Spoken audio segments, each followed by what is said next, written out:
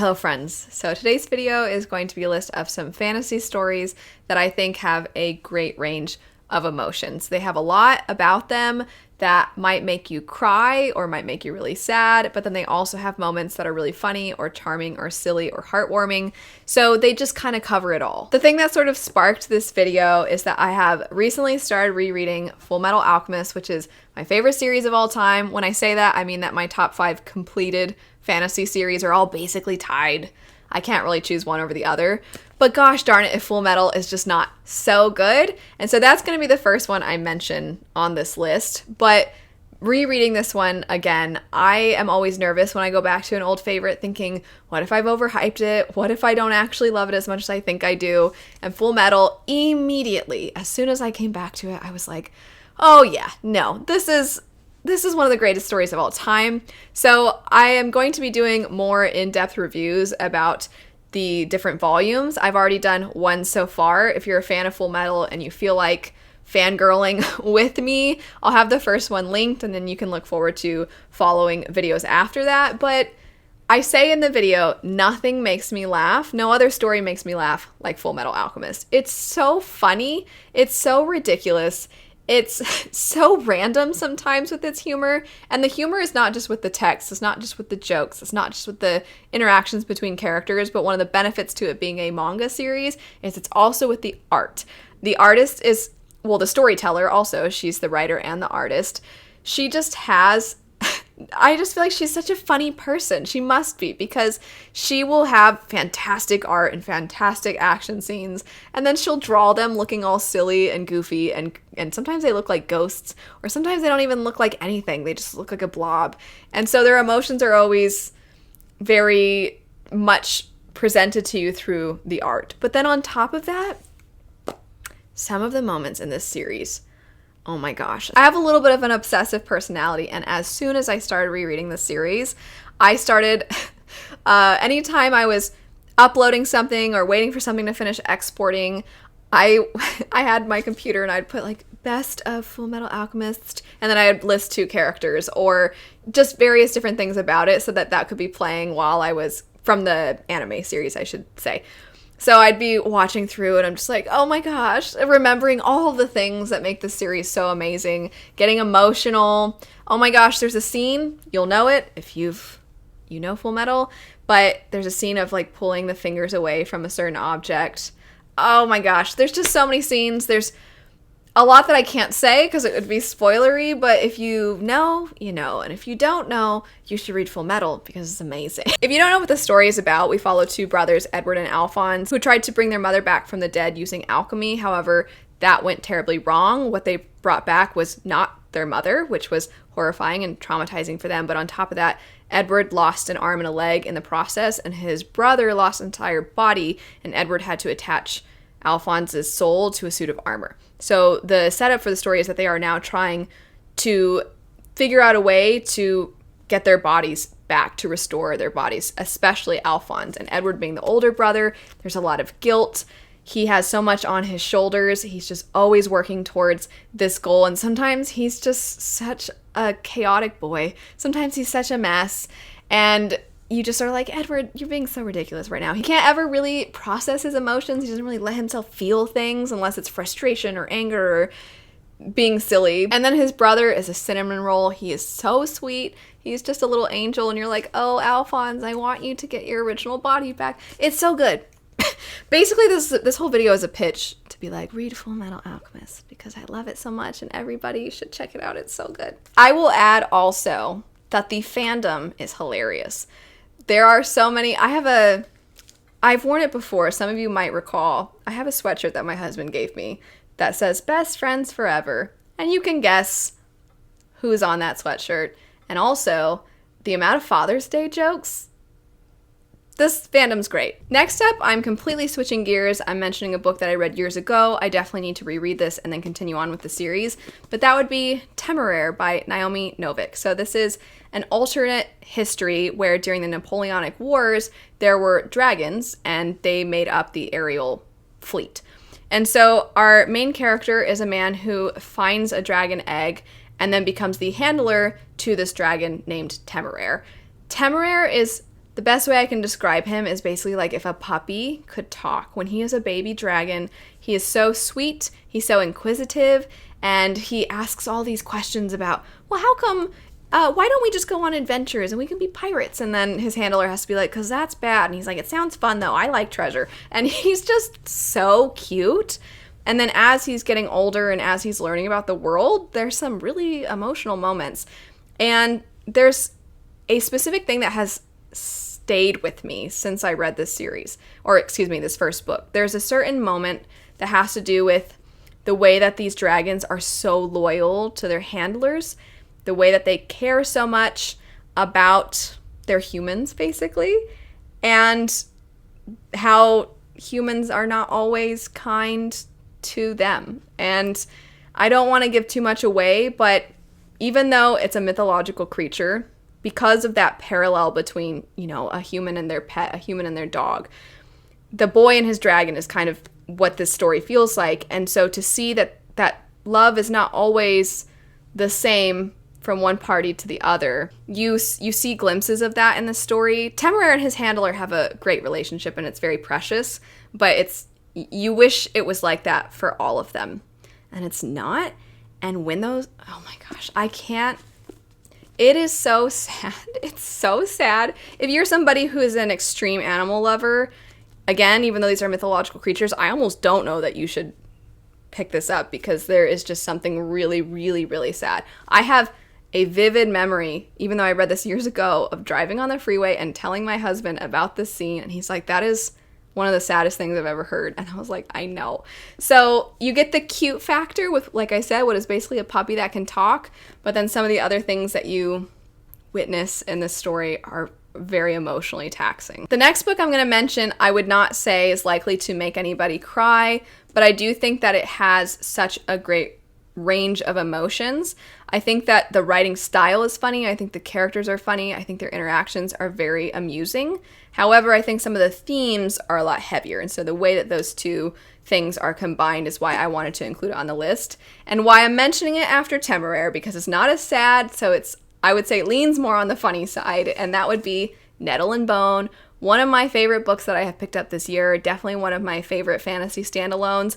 This is essentially a grim fairy tale. We follow a woman named Mara who is determined to rescue her sister from an abusive marriage. However, she can't just take her sister away. She can't just kill the person that her sister is married to, because this person holds a lot of power. And it is through this marriage between her sister and this man that their kingdom then has the ability to defend itself against others, because this man is royalty. He provides protection to Mara's kingdom. So things are not easy, and Mara wants to rescue her sister, but she also wants to ensure that she does not do anything that would jeopardize the safety of her people at the same time. And so it's got a heavy setup.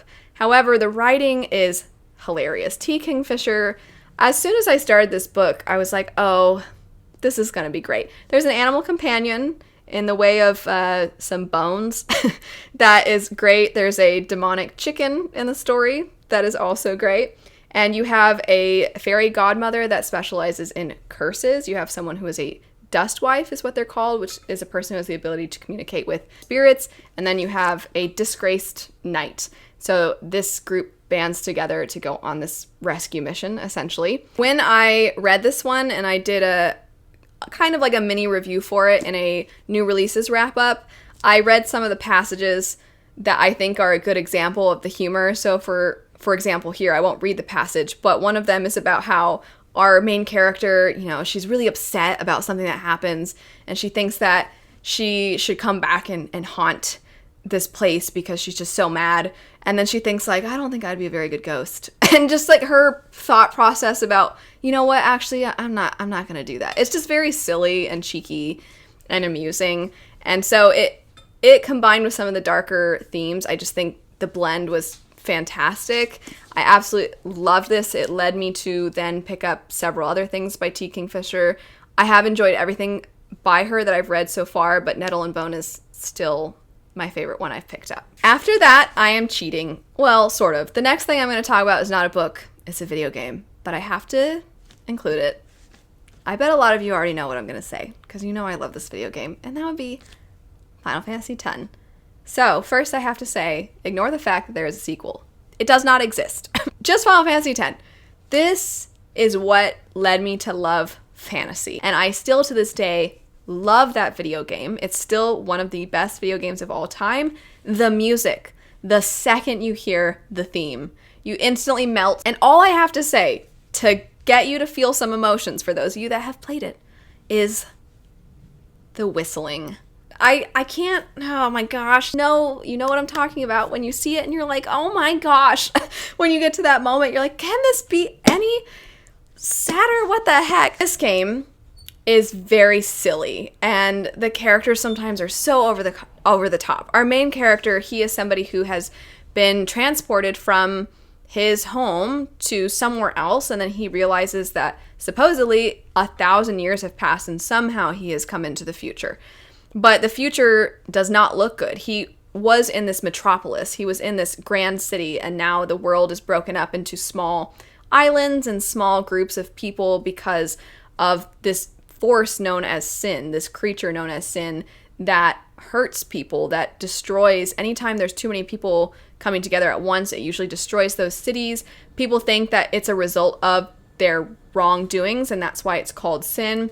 And so our main character is like, all right, this world sucks. And he ends up kind of tagging along with a group of people who have this mission to defeat sin. He's like, I mean, I don't know anybody else, so I guess I'll join you. And then it's a quest. And I always say this video game is the greatest love story of all time. The love story is so sweet and silly, and it's kind of that like first love sort of feeling. But then also the fantasy elements are fantastic, and you actually do hit on some pretty heavy things. But on top of that, the characters are so silly. I mean, there's an entire GIF basically of a moment where the characters are laughing. They're fake laughing. You can find all the cutscenes on YouTube, and you can just marathon the story if you're not really if you're not really a gamer. And I highly recommend that you do, because it's so good. After that, I'm going to mention a middle grade series, which would be the Bartimaeus trilogy. So I say trilogy because when I read it, it was only a trilogy. I believe a fourth book has since been written, but the end of the first 3 books is very much the end of this story. And it's a middle grade story, but the main human character throughout the trilogy gets older, so it kind of ages up. And the entire time, though, there is this being known as Bartimaeus who is summoned by our main character, Nathaniel. And so Bartimaeus is always this ancient person, this ancient creature. And so even when you're older, I think that reading through Bartimaeus' perspective is always going to be entertaining. And he is also very entertaining himself. He is kind of a trickster. He always wants to get out of this summoning, his tasks that he's required to do as a result of being summoned. He never wants to do them. And he's capable of multiple thoughts at the same time. So then you'll get footnotes when he has multiple thoughts. And it's very funny and silly. It is middle grade too, so I think that there's kind of a wholesome sense of humor. But the ending, it has always stuck with me. I do not forget this ending. Every now and then I'll open the 3rd book up. This is the 2nd book I'm holding. Every now and then I open the 3rd book up and I read the end. I'm like, dang, that's a good ending. And it was one of the first times in a series for a younger reader that I was like, I didn't know books could end like this. I didn't know series could end like this. And I kind of like it. And if you've read this trilogy, you definitely know what I'm talking about. And if you haven't, you should give this trilogy a try, especially if you are a fan of middle grade or if you're just feeling nostalgic. I started with one of my favorite series of all time, and I'm going to end with another one of my favorite series of all time, and that would be Winnowing Flame by Jen Williams, the first book being Ninth Reign. This is the kind of book where it's such epic fantasy that it's hard to pin down the synopsis. Basically, we follow this group of people that are elven-like who have maintained their near immortality by feeding off of the sap of this magical tree. However, this magical tree has died or is dying, and so now this group of people turns to human beings and feeds off of them, but that resulted in a plague basically called the Crimson Flux, and it has killed off essentially all of these people. They're called Aborans. Now, humans are not too upset about this because they're like, you were eating us, so who cares? However, there are cycles of war that come back every so many centuries, and because human beings do not have long lifespans, they don't know much about these wars. The secrets to winning these wars are with the Aborans, and they have not had one of these wars in a long time. They don't really know anything about who the enemy is or if it's coming back. But if it does, there really isn't anyone left who could tell them how to defeat this potential enemy. So the whole book, you're learning about these wars through our main characters, one of which is one of the last remaining Aborans. One of them is an archaeologist type of character, a scholar. And then another one is a witch. Not necessarily a witch in the way that we're accustomed to in fantasy, but somebody who has magical powers. And the characters in this are the reason I say that it's funny, because one of them in particular is just so high maintenance. They're always getting on each other's nerves. One of the characters is kind of like the mom of the group, and she's got to get everybody in line, but she does so by just being so charming. And the other two, one is always just like, ugh, and my clothes, and he's so high maintenance, and the other one is just annoyed and kind of bitter the whole time about everything. But there's some really emotional moments. The second book has some dark reveals and the kind of stuff where you're like, oh. The closest thing I can relate it to is in the show Castlevania. There's a reveal about this town, and when you get the reveal, you're like, I was not expecting that. And I would say that the second book in the series has that sort of a feel. And then the end of the series is just so emotional. And again, similar to what I said about Fullmetal, when you have these silly moments and you have this banter between the characters and you see the potential of happiness, then it makes the tragic moments hit that much harder. And it's fantastic. I absolutely love the series for so many reasons. The epic nature of it, the creativity, the characters, but then on top of all of that, the fact that it is got such a great range of emotions, like everything on this list. That's it for some books that might make you cry, that might make you laugh. There's a reason that a lot of these are some of my favorites, and it's because I love stories that can explore so much. If you are interested in checking any of these out and you want maybe more in-depth information about them, I'll have any reviews or anything I've done linked in the description bar, as well as any purchase links. Feel free, of course, too, to list some books that you would recommend for having a wide range of emotions. But anyway, thanks so much for watching. I hope you have a lovely rest of your day, and I'll see you all later. Bye.